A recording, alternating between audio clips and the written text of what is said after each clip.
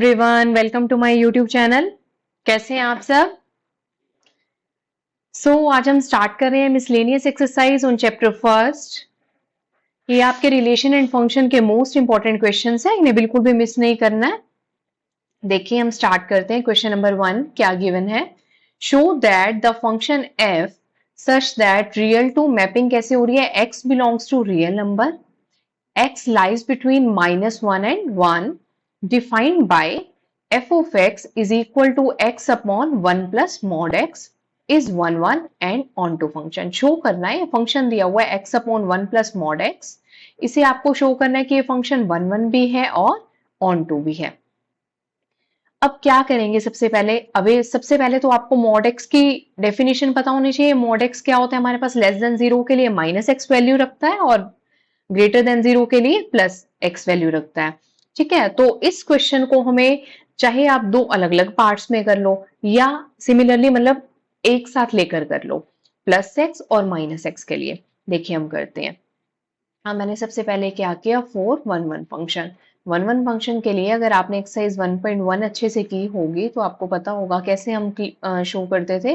अगर मेरे पास F of x दिया हुआ है x upon 1 plus mod x, अभी मैं क्या कर रही हूँ, 1 प्लस एक्स लेती हूँ व्हेन एक्स ग्रेटर देन 0, जब एक्स मेरे पास ग्रेटर देन 0 है। ठीक है, तो मैंने 1 प्लस एक्स ले लिया यहाँ पर। अब मैं इसे क्या बोल रही हूँ, यहाँ पे चाहे आप बोल देना x1, तो ये x1 हो गया, ये भी x1 हो गया। एफ ऑफ x2 मेरे पास क्या आएगा, x2 अपॉन 1 प्लस x2। आया समझ हम क्या कर रहे हैं? एफ ऑफ x1 और एफ ऑफ x2 को मैं इक्वल लेकर चलूंगी, फिर मेरे पास अगर x1 और x2 इक्वल आ जाएगा मींस फंक्शन 1 1 है।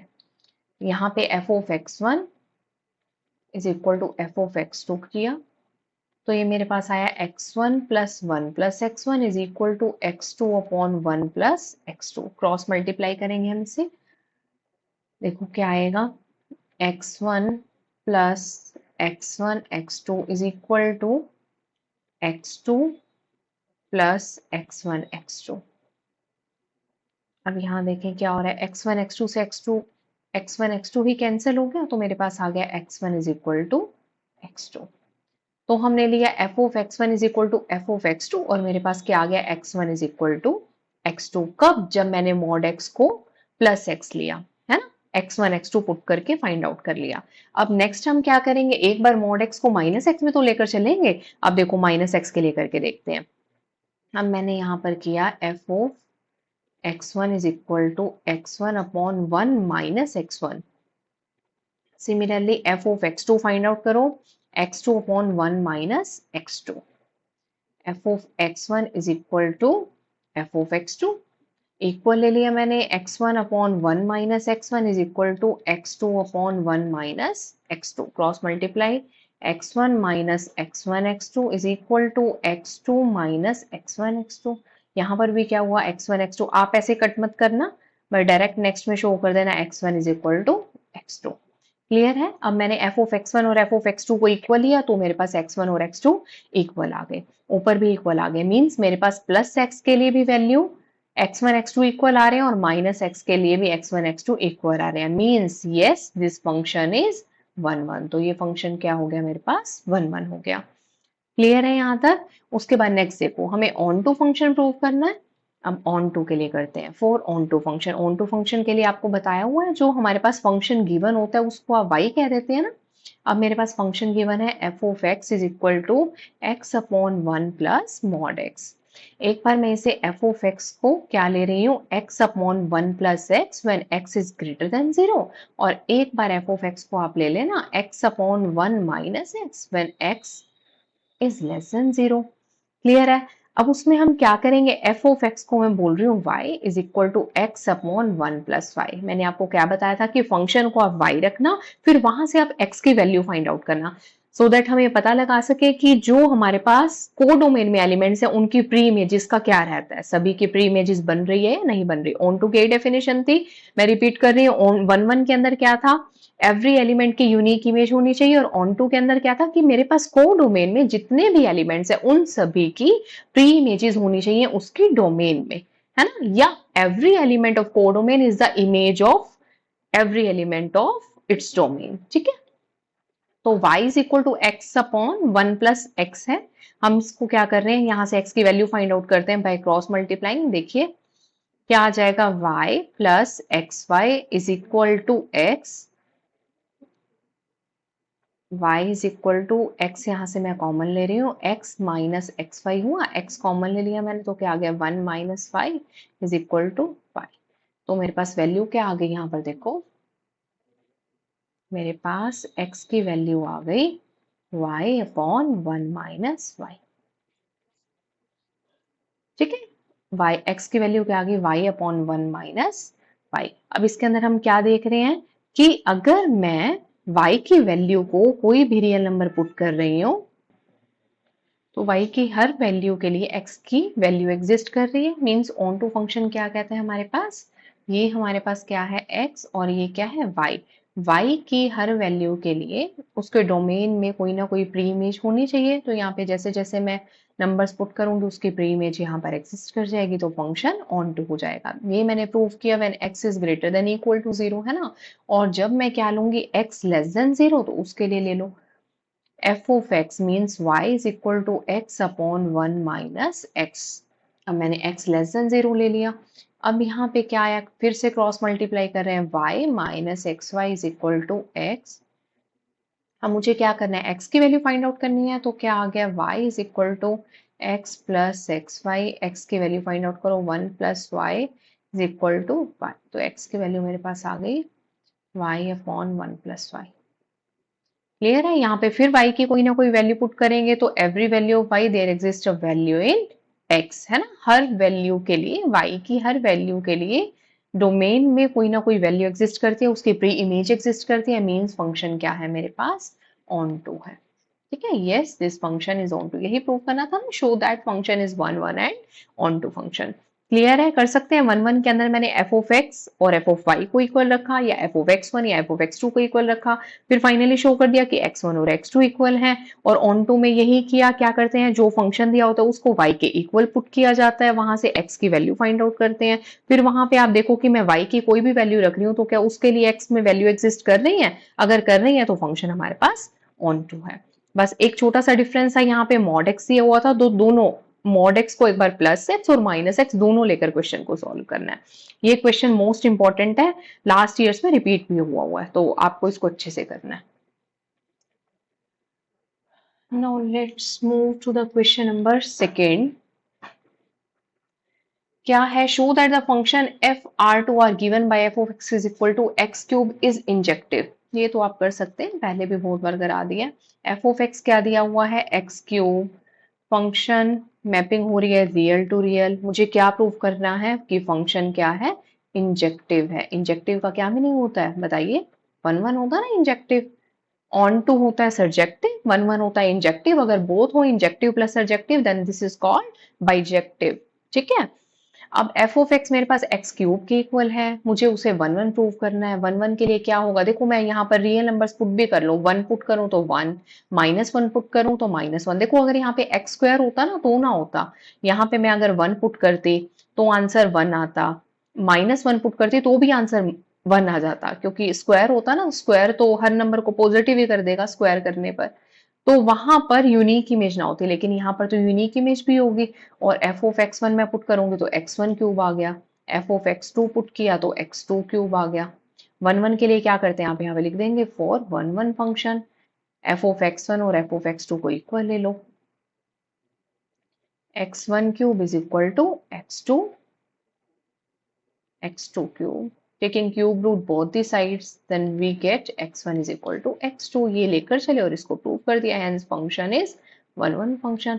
आप एक दो एग्जांपल लेकर भी बता सकते हो, 1 पुट किया तो 1 का क्यूब 1 आ गया, -1 पुट किया तो -1 का क्यूब -1 आ गया, 2 पुट किया 2 का क्यूब 8 आ गया, -2 पुट किया तो -2 का क्यूब -8 आ गया। यहाँ पे स्क्वायर होता ना अगर बच्चे, फिर 1 1 ना होता, क्योंकि 1 का भी आंसर 1 आ रहा था और -1 का भी आंसर -1 और +1 आता, 2 का आंसर भी 8 आता और -2 का आंसर भी 2 का आंसर भी 4 आता, स्क्वायर होता ना वहां पर, और -2 का आंसर भी 4 आता, तो वो मैनी वन फंक्शन होता। बट यहाँ पे क्यूब है, क्यूब में तो नेगेटिव वैल्यू आ रही है, तो each element has unique image in its domain यहाँ पे आप डिफाइन भी कर देंगे, each element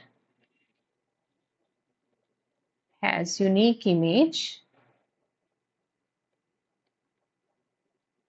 in its domain, और साथ में ये भी पुट करके दिखा देंगे कि ये 1 1 फंक्शन है। क्लियर हो गया, यहां से कर सकते हो, इजी ना। अब आ जाओ क्वेश्चन नंबर 3 पर। क्वेश्चन नंबर 3 में देखो क्या दिया हुआ बच्चे। Given a non-empty set X, consider P of X, which is a set of all subsets of X. Define the relation R in Px. A related to B कब है, यहां पर देखो ध्यान से, come to the point. A related to B if and only if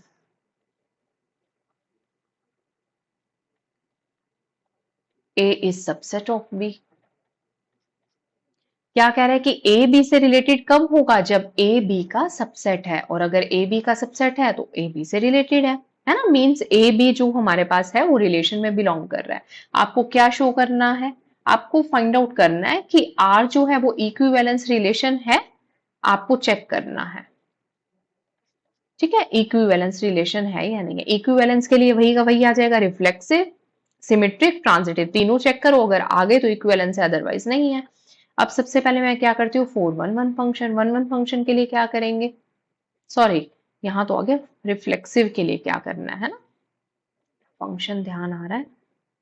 reflexive में मेरे पास क्या था, सबसे पहले रिफ्लेक्सिव, सिमेट्रिक, ट्रांजिटिव के अंदर हम क्या करते थे, कंडीशन मेंशन करते थे ना, रिफ्लेक्सिव में होना ही क्या चाहिए, अगर मेरे पास वो एग्जिस्ट कर जाता है तो रिलेशन में बिलोंग करता है, अदरवाइज बिलोंग नहीं करता। देखो रिफ्लेक्सिव में हम क्या करते थे, फॉर रिफ्लेक्सिव रिलेशन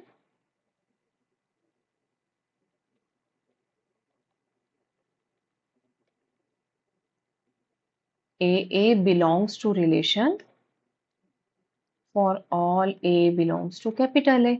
अब आप एक बात बताओ कि अगर मैं दो एलिमेंट्स लूं तो A B का सबसेट होना चाहिए, तो A रिलेटेड टू B होगा, मींस A और B रिलेशन में बिलोंग करेंगे।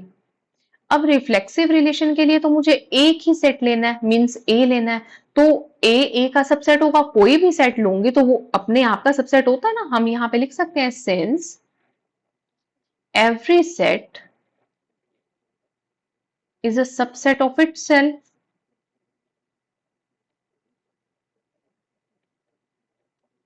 हर एक सेट अपना सबसेट तो होता ही है, मींस ए भी सबसेट होगा ए का। अगर ए का सबसेट है तो ए से रिलेटेड हो गया। For all a belongs to, कोई मैंने यहाँ पे नाम दे दिया सेट का पी ऑफ एक्स। ठीक है, पी ऑफ एक्स दे रहा था ना, वो एक सेट है। ठीक है, तो फंक्शन मेरे पास क्या, रिलेशन मेरे पास क्या हो गया, रिफ्लेक्सिव हो गया। Yes, this relation is reflexive. अब आप प्रूव करो सिमेट्री के लिए। सिमेट्री के लिए आप सबसे पहले कंडीशन लिख देंगे, if a B belongs to relation, b c belongs to, a B belongs to relation, then b a also belongs to relation. ठीक है, अब यहां पे मैं कर रही हूं, सिंस ए बी तो रिलेशन में बिलोंग करता ही है, ये तो हम लेकर ही चल रहे हैं, मींस ए बी बिलोंग कर रहा है रिलेशन में, that means the subset of b. अब आप एक बात बताओ कि अगर ए बी का सबसेट है तो क्या बी ए का सबसेट हो जाएगा, नहीं ना, बी तो सुपर सेट हो गया, 11th में कर चुके हैं ना। B can not B a subset of A. अगर बी ए का सबसेट नहीं हो सकता, मींस बी ए रिलेशन में बिलोंग नहीं करेंगे। अगर ए बी रिलेशन में बिलोंग कर रहा है बट बी ए नहीं कर रहा, means relation is not symmetric, relation symmetric नहीं है। क्लियर है ना। अगर ए बी का सबसेट है तो बी तो बड़े वाला सेट सुपर सेट हो गया ना, तो बी ए का सबसेट थोड़े ना हो सकता है। ठीक है, ये 11th में कर चुके हैं ना डिटेल में, तो ये रिलेशन मेरे पास सिमेट्रिक नहीं होगा। अब सीधा सा पता लग रहा है, वैसे तो रिफ्लेक्सिव आ गया, सिमेट्रिक आ गया, और सिमेट्रिक नहीं है तो इक्विवेलेंस होगा ही नहीं। लेकिन हम ट्रांजिटिव के लिए तो चेक करेंगे। ट्रांजिटिव की कंडीशन मेंशन कर दो, ए बी रिलेशन में बिलोंग कर रहा है, बी सी भी रिलेशन में बिलोंग कर रहा है, देन ए सी रिलेशन में बिलोंग करना चाहिए। ठीक है, अब मैं लिख रही हूं, since A B belongs to relation, A B relation में बिलोंग कर रहा है। अगर ए बी रिलेशन में बिलोंग कर रहा है तो क्या होगा, A is the subset of B. अगर बी सी रिलेशन में बिलोंग कर रहा है तो क्या होगा, B is a subset of C. अब ए बी का सबसेट है, बी आगे सी का सबसेट है, तो ए सी का सबसेट हो नहीं जाएगा फ्रॉम 1 एंड 2। आप इसको फर्स्ट कह दो, इसको सेकंड कह दो। From first and second we get A is a subset of C. अगर ए सी का सबसेट है मींस ए सी बिलोंग कर रहा है रिलेशन में। अगर बिलोंग कर रहा है, यस इट इज ट्रांजिटिव, यही होना चाहिए ना। अगर ए बी और बी सी रिलेशन में बिलोंग कर रहे हैं और अगर फिर ए सी भी कर जाए तो वो रिलेशन क्या होता है, ट्रांजिटिव होता है। तो यहां कर गया तो ट्रांजिटिव है, बट ये रिलेशन रिफ्लेक्सिव है, ट्रांजिटिव है बट सिमेट्रिक नहीं है, तो इक्विवेलेंस नहीं होगा। तो no, it is not equivalence relation. कर सकते हैं, क्लियर है? ओके, अब हम आते हैं क्वेश्चन नंबर 4 पर। क्वेश्चन नंबर 4 ना एमसीक्यूज में भी आ जाता है, 1-1 मार्क में वैसे भी आ जाता है शॉर्ट में। इससे रिलेटेड 1-1 फंक्शंस के हमें ना 1-1 फंक्शन कैसे फाइंड आउट करते हैं। एन जब एम के इक्वल है, एन ग्रेटर देन एम है, एन इक्वल टू एम है। या तो चलो आप ये क्वेश्चन करो, मैं साथ साथ इसके फॉर्मूले 1-1 फंक्शन के भी लिखवा देती हूँ। क्या कह रहा है फोर्थ का, देखो find the number of all onto functions. Find the number of all onto functions from the set 1 to 3, 1 2 3 up to n to itself। मुझे number of all onto functions find out करने हैं। Mapping हो रही है, एक set दे रखा है ए to itself. Mapping हो रही है बच्चे एफ की ए टू ए। अब आप ये बात याद रखना कि अगर एक सेट है ए, उसके अंदर नंबर ऑफ एलिमेंट जितने भी हैं, मींस एम है, एन है, जितने भी नंबर ऑफ एलिमेंट्स हैं, अगर उसकी मैपिंग अपने आप से ही हो रही है तो number of onto functions होते हैं जितने नंबर ऑफ एलिमेंट्स है उसका फैक्टोरियल। नंबर ऑफ एलिमेंट्स कितने हैं, एन है ना, तो आंसर आ जाएगा एन फैक्टोरियल। ठीक है, आंसर आ जाएगा मेरे पास एन फैक्टोरियल। अगर मुझे ऑन टू फंक्शन निकालने हैं, ये क्या है, ऑन टू फंक्शन। इंपॉर्टेंट है, 1-1 मार्क्स में ऐसे ऐसे क्वेश्चंस रहते हैं। ठीक है, अभी देखिए मैं आपको ना 1-1 फंक्शन के लिए भी नोट करा देती हूँ। यहाँ पर 1-1 फंक्शन के लिए क्या रहता है, ऑन टू फंक्शन के लिए तो मैपिंग ए टू ए हुई तो इटसेल्फ में मैंने एम फैक्टोरियल कहा। अब 1-1 फंक्शन में देखो, यहाँ पर लिख रही हूँ इंपॉर्टेंट फॉर्मूलेस। अगर मेरे पास नंबर ऑफ एलिमेंट्स ए में मींस डोमेन में नंबर ऑफ एलिमेंट्स हैं m और बी में नंबर ऑफ एलिमेंट्स हैं सॉरी n, ठीक है, और मैपिंग हो रही है मेरे पास a टू b। क्लियर है? मतलब यहाँ पे मेरे पास a ये हो गया, इसके अंदर नंबर ऑफ एलिमेंट्स हैं m, और ये मेरे पास b हो गया, इसके नंबर ऑफ एलिमेंट्स हैं n। मुझे ना number of 1-1 functions find out करने हैं। क्या फाइंड आउट करने हैं, नंबर ऑफ 1-1 फंक्शंस। तो 3 सिचुएशंस आती हैं, number of 1-1 function find out करने हैं। 3 सिचुएशन क्या है, अगर हमारे पास m और n इक्वल है, मींस a और b के एलिमेंट्स हमारे पास इक्वल हैं, तो डायरेक्ट आपके पास आंसर आता है m फैक्टोरियल। तो नंबर ऑफ 1-1 फंक्शन कितने आते हैं, m फैक्टोरियल। m फैक्टोरियल मतलब जितने एलिमेंट्स डोमेन में हैं वो वाले, जितने एलिमेंट्स डोमेन में है m फैक्टोरियल आंसर आ जाता है when m is equal to n। Second देखो, जब मेरे पास n greater than m n greater than m का मतलब ये वाले एलिमेंट ज्यादा हैं, है ना, तो इसमें अगर कोई एलिमेंट बच भी जाए तो भी हमें कोई प्रॉब्लम नहीं है। तो उसके अंदर नंबर ऑफ 1-1 फंक्शन क्या आते हैं, NPR। क्या आते हैं, NPR। फॉर एग्जाम्पल हमने क्या लिया, number of elements in A is equal to 3, number of elements in B is equal to 4। We have to find number of 1-1 function. अब आप यहां से क्या देख रहे हैं कि नंबर ऑफ एलिमेंट्स इन A क्या है, 3 है, और B क्या है, 4 है। B में एलिमेंट ज्यादा है ना A से, तो मेरे पास नंबर ऑफ 1-1 फंक्शन क्या हो जाएगा, 4p3। That means 4 factorial upon 3 factorial, 4 into 3 factorial. ध्यान होगा ना, परमुटेशन कॉम्बिनेशन में किया था, से ये कैंसिल हो गया, 4p3।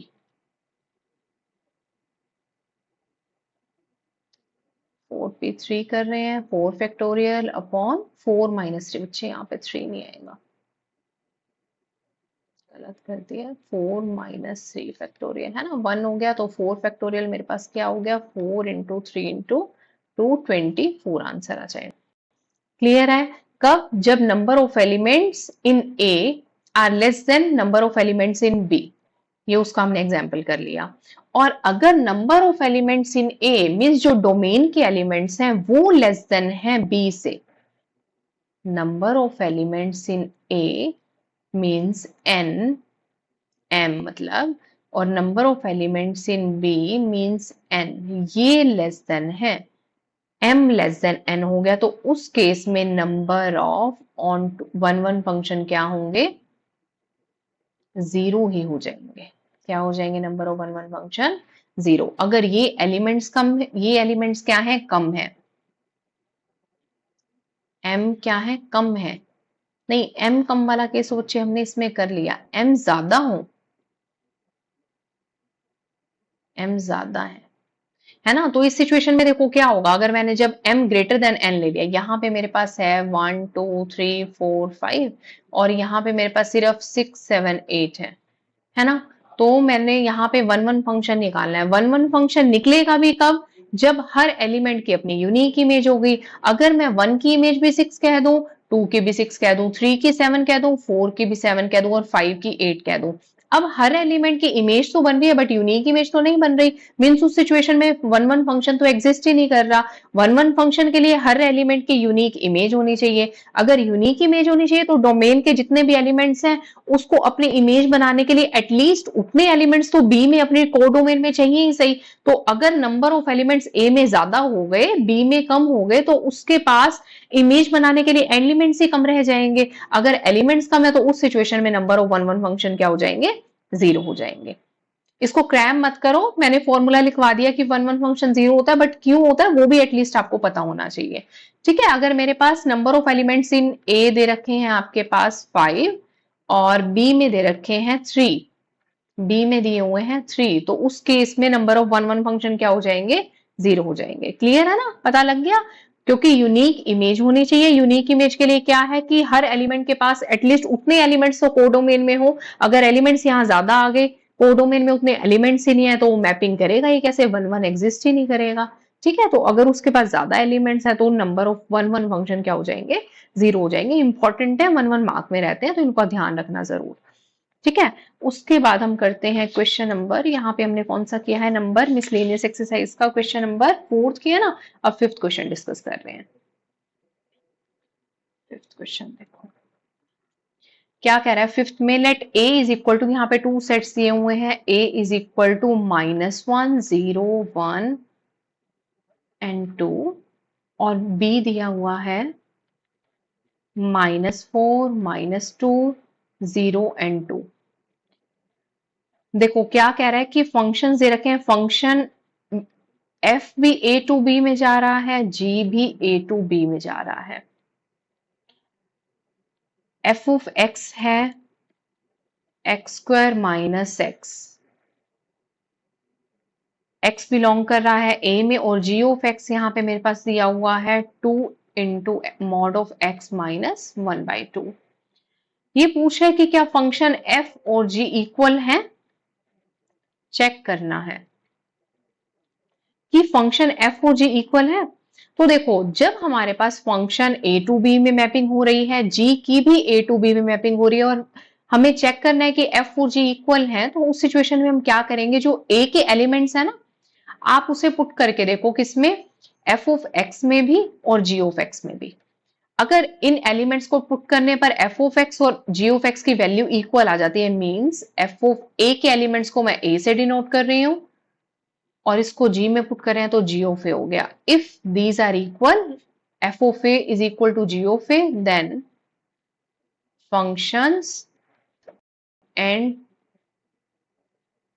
g क्या हो जाएंगे, इक्वल हो जाएंगे। तो फंक्शन f और g भी क्या हो जाएंगे, इक्वल हो जाएंगे। अब यहाँ पे मैंने एलिमेंट उठाया 1 -1, यहाँ पे पुट करो बच्चे -1, -1 पुट किया, -1 का स्क्वायर माइनस ऑफ -1, तो -1 का स्क्वायर 1 हुआ, minus minus plus 1 that is 2, 2 आ गया। यहाँ पे g में पुट करो, g ऑफ -1